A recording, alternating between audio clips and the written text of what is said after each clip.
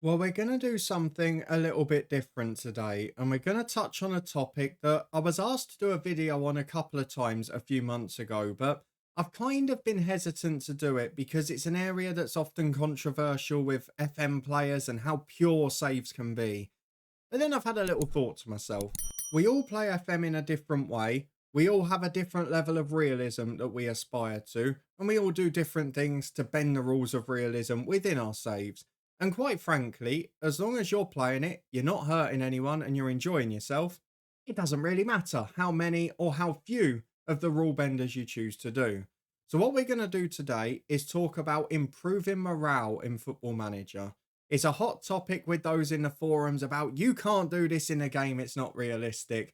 But I'm going to give you 5 of my random tips to improve morale. Some of them I would do in my own save, I feel they're realistic enough.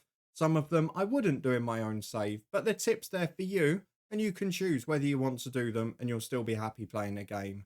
So hopefully you're looking forward to this. 5 tips to help improve morale in Football Manager. Let's go and get straight on with it. Into the first one. These are in no particular order, and I'm not going to tell you which ones I would and wouldn't do because I don't want you to have to feel you have to do the same. Well, at number one, I thought I'd start with both the most obvious one, but also the hot button topic, the one that often gets people off their seats. Now, the overarching thing you can do to improve morale in Football Manager, as a football manager, is win games. Now, there are certain boards, particularly with tycoons and that, where they may not be enough, but winning games generally is going to keep you in a job. Now, ideally, you'd like to do this competitively. You'd like to not have any long, exhaustive bad runs and all would be well in the world. But realistically, that doesn't happen, does it? Now, one of the things that has often been talked about for years, for 2 reasons really, is organising friendlies, either against weaker opposition to help you win games and end bad morale, or against stronger opposition to get yourself money in and revenue in pre season. It's often been argued across the forums and across social media that this is a little unrealistic. Now, personally, I probably wouldn't do the one where I organise friendlies against weaker opposition, but I wouldn't really judge anyone for doing so now, particularly when you look at the real pre-season calendar for a lot of teams, where they go off on big money-making tours, or, as we've seen in Germany in recent years, lower league teams will play against Bundesliga sides who will put out a strong team and win about 15, 16, 17, 18 nil against them. So, if Bundesliga teams can do it, you've got every right to, in my opinion.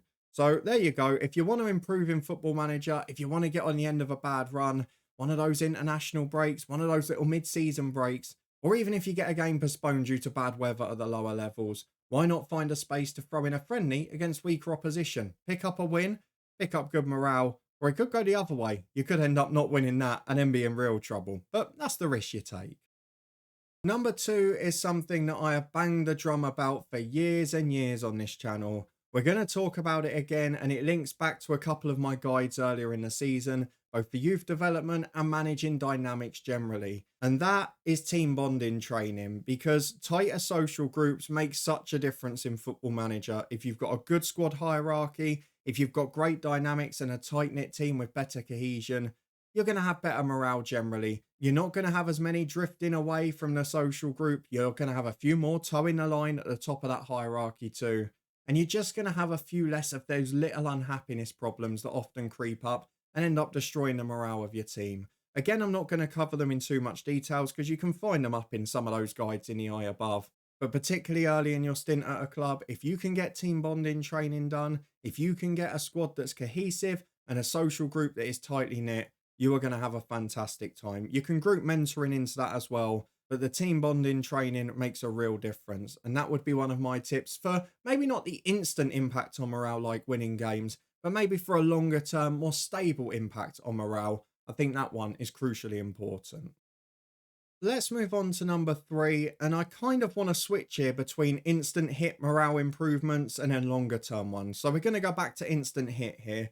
And this is player interaction. Now, we've talked about the team bonding and getting a team to be unified, but how are you going to have those individual one-on-one relationships? You always hear the talk about player management. Oh, how's this manager? He's a great coach, but he's a poor man manager. Well, individual chats is your way of stamping your man management skills on the team. Now, these little individual chats could be anything at different times. Have you been in terrible form, but your goalkeeper's been brilliant and averaging a 7.2? We'll go and praise his form individually. Have you got a young team that's struggling a bit on the pitch, but so many of them are training fantastically? You've got 4 or 5 players that are really excelling. Go and praise their training effort. Just go and give them a bit of standard praise, a little bit of, I'm noticing you. You're doing this thing well. We'll ignore the results for now. They're not going great, but you're doing this well. And if you keep doing it well, we'll then start picking up results. That little turn in happiness, you'll often see instantly when you have those player interactions. The morale indicator will just move up a fraction, just move along a little bit, even by 1 tab, but it can make all the difference. You can also praise conduct for key players in the squad, those who haven't thrown their toys out the pram, those who have always been decent trainers, but maybe without being exceptional in form or training. Those are the ways to keep players happy before a match.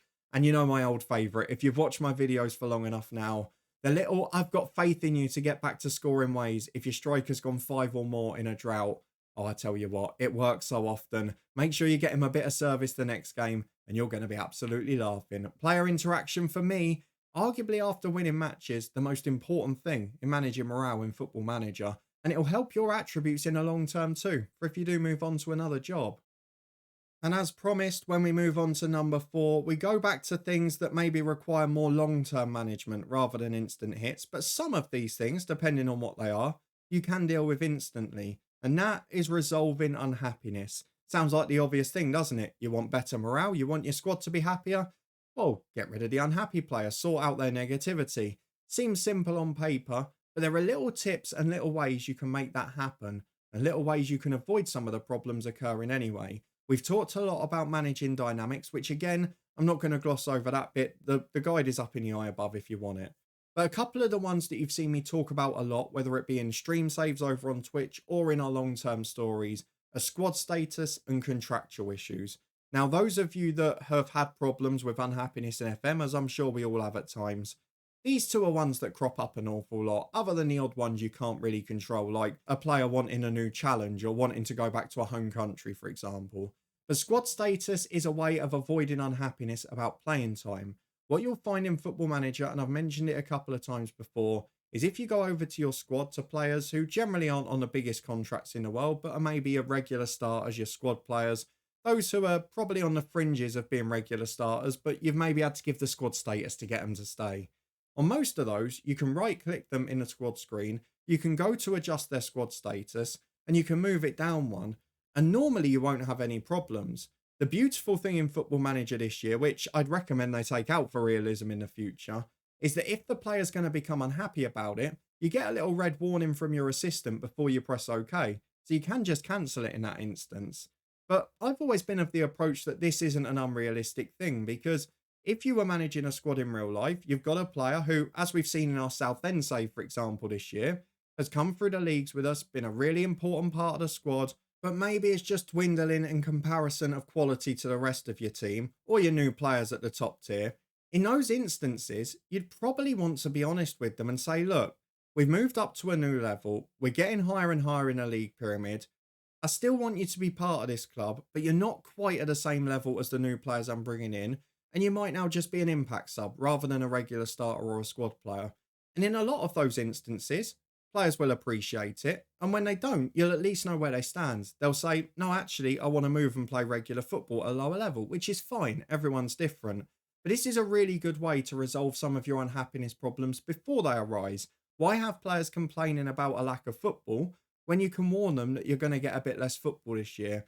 And in a lot of instances, they won't be unhappy. And if they're ones that maybe suggest they would be, you can perhaps sell them before that situation arises. Always something to think about. The other side of it, and the other bit we mentioned, is contractual issues.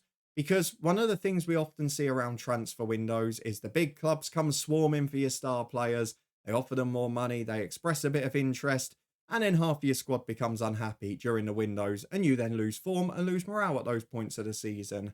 Well, why not avoid it by using the key times just before those windows to deal with problems that may arise relating to contracts? So those of you that have seen my saves over the long term, over many a season, will know that I often deal with my contractual situations around November and then around March and April. Now, again, you're not going to mop up every bit of unhappiness due to this, but what might be 6 or 7 players causing a revolt and not happy about their contract or wanting to leave the club, well, that might become 2 or 3. Generally, if you offer a new contract to a player and they accept in FM, you don't really have issues with that player being wanted for a transfer for the next 2 to 3 months, and you normally won't get offers in the next window if the contract is very recently new before it. You also have the opportunity in these situations to reduce the number of players complaining about their contracts and how much they're earning. Now, in some instances, you may think, no, what you're demanding isn't justified, but in those instances, you can sell them. So it's not a big problem. But for those who are happy to take the incremental rise or to take a fair wage or even negotiate one, you can then get that done away from the eye of the transfer window and crucially, away from the eye of other clubs. Something again I think should change in future FMs, but for now, while it's there, why not take advantage of it? And the final one. Oh, I think this is going to be the talking point because it's something that I didn't really mention until last year on the channel and it got a little bit of notice then. But this is something I've been quite keen on for a couple of years in terms of improving morale. And it's more again a way to avoid bad morale. And it is less loan players. Now, that's not in terms of outs, that's in terms of ins. Having less loan players into the club, but only of certain types. Now, if you're a smaller club, you've got young players on loan who are loan listed at their parent club, are happy to be loan listed, are happy to be going out playing football, and they're happy with the wages they're getting. No problem whatsoever. The problem you may have, though, is when you're at sort of higher clubs. I think, again, if you're maybe just coming into a league and trying to get players from bigger clubs in that league who are transfer listed to survive, that's where you start to get the problems. Because if you're loaning players who are transfer listed, or players who are unhappy at their parent club for other reasons other than wanting to go out on loan and get football, you may end up picking up their unhappiness as a sideshow to their signing. Because the way FM works at the moment, it doesn't really separate the two very well. So if you notice, if you get in a transfer listed player on loan from, say, let's say Arsenal at Southend United, you'll find that their morale will often be a bit lower because of their unhappiness at being transfer listed at their parent club. And that will stick with them generally throughout the season. So even if you're doing really well and your whole team has got perfect morale, you'll often see in those instances that an unhappy or transfer listed player who you've got on loan from a parent club will just have a slightly lower dip when it comes to their morale, and they'll be a little bit behind the rest of the team. Now, that's not a problem when you're winning. If you've got 10 players with great morale and one with a peak average morale, you can manage. Even if you've got 2 or 3 on loan in that instance, you'll probably be fine.